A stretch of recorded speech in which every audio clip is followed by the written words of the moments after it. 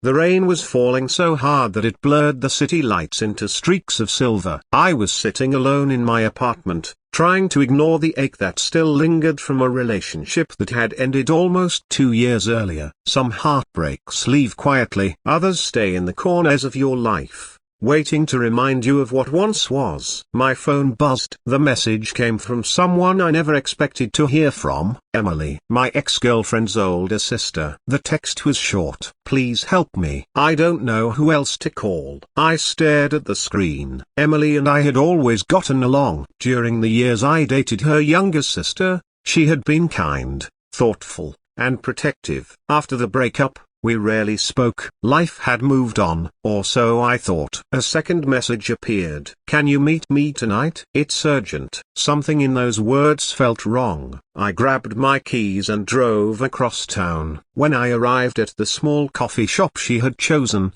I barely recognized her. Emily looked exhausted. Her eyes were red. Her hands trembled around a cup of untouched coffee. Thank you for coming, she whispered. What happened? For a moment she simply stared at the table. Then she said something that made my heart stop. I want to leave my husband. I sat back in silence. I knew she had been married for 7 years to a successful businessman named Richard. From the outside, their life seemed perfect. Beautiful house, nice cars, 2 children, the kind of family people envied. But appearances lie. Emily slowly revealed the truth. Richard controlled everything. The money, the house, the friendships, even her contact with family. What started as jealousy had become emotional abuse, then threats, then fear. I can't keep living like this, she said, tears filling her eyes. I felt sick listening to her. Nobody should have to live that way, especially someone as kind as Emily. What do you need from me? I asked. She looked directly at me. Help me escape. The words hung in the air. I wasn't expecting that. She explained that she wanted to take her children and move temporarily to her parents' home in another state. She needed someone she trusted to help her make the trip safely. Someone Richard wouldn't suspect. Someone outside her family. I immediately understood why she had called me. But I also knew helping her wouldn't be simple. Still, when someone is drowning, you don't stand on shore calculating risks. You help.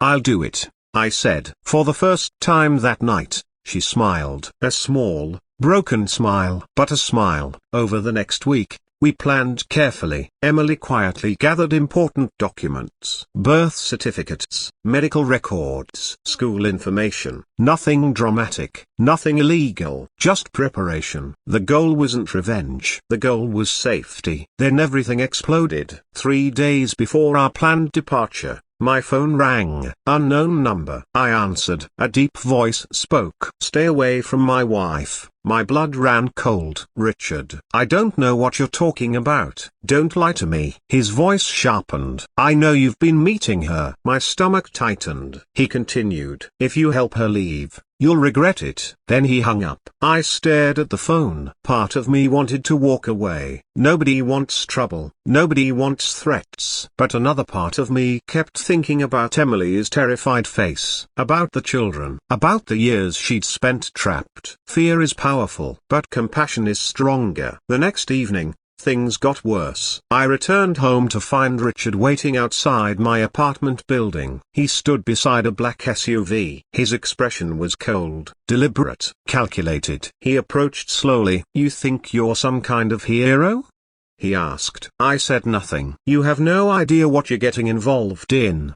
His eyes narrowed. Walk away. For several seconds neither of us moved. Then I replied quietly. If she's afraid of you, maybe you should ask yourself why. His face darkened instantly. For a moment I thought he might hit me. Instead he stepped closer. You're making a mistake. Then he turned and left. I watched the SUV disappear into traffic. My hands were shaking. But my decision was made. The following morning, Emily called, crying, panicked. He's watching everything, she said. He knows something. Are you safe for now? I thought carefully. Then an idea came to me. My best friend Marcus worked with a local non-profit that helped families escaping abusive situations. They had resources, lawyers, counselors, safe housing, people who actually understood situations like this. I called him immediately. Within hours, A team was helping us create a safer plan, not just for Emily, for her children, for everyone involved. That night,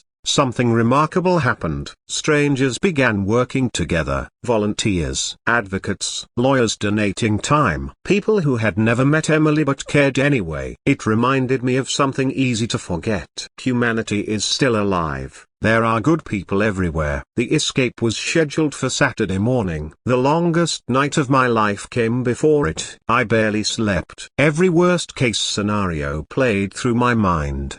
What if Richard found out? What if he stopped them? What if something went wrong? At dawn, my phone buzzed. A message from Emily. "We're ready." I drove to the meeting point.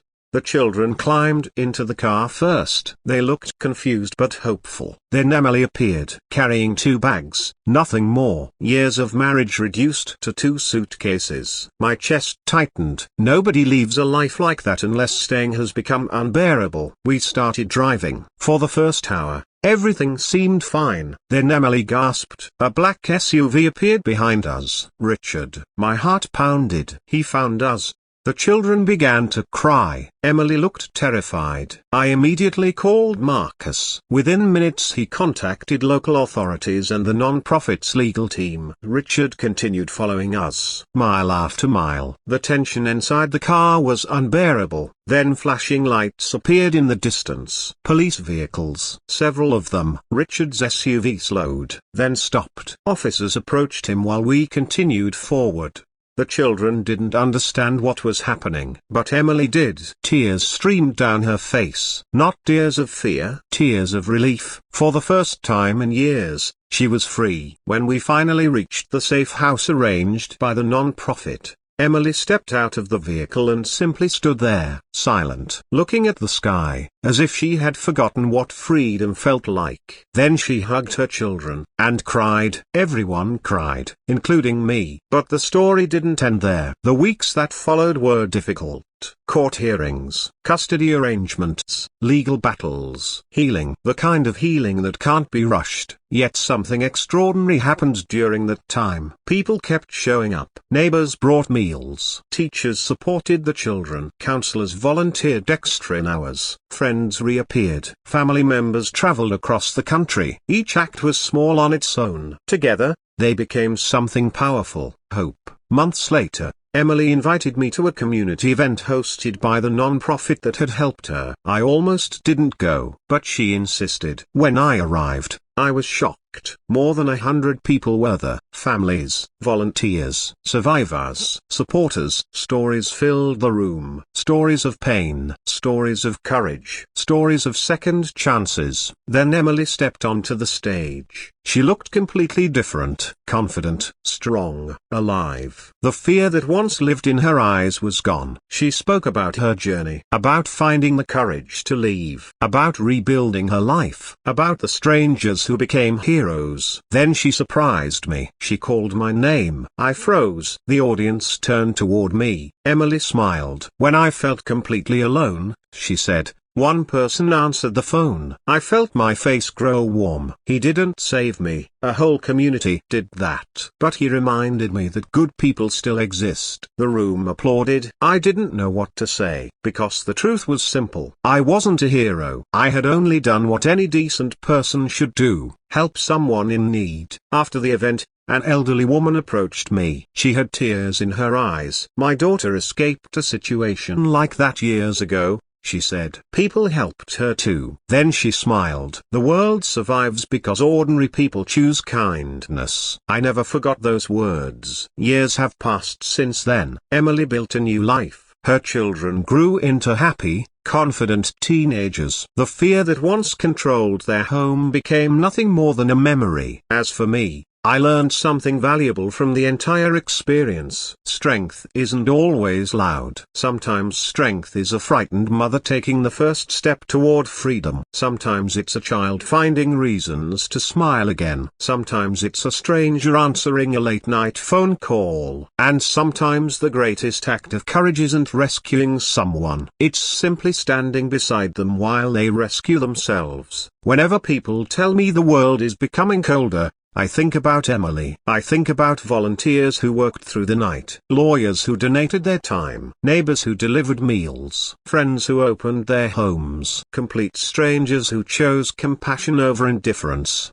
Because in the end, Richard's threats were not the most powerful force in this story. Fear wasn't. Anger wasn't. Control wasn't. The strongest force was humanity. A group of ordinary people refusing to let another person suffer alone. And that is why, even now, whenever my phone rings late at night, I answer. Because one call can change a life. And sometimes, the person asking for help isn't just searching for a way out. They're searching for proof that kindness still exists. And thankfully, it does.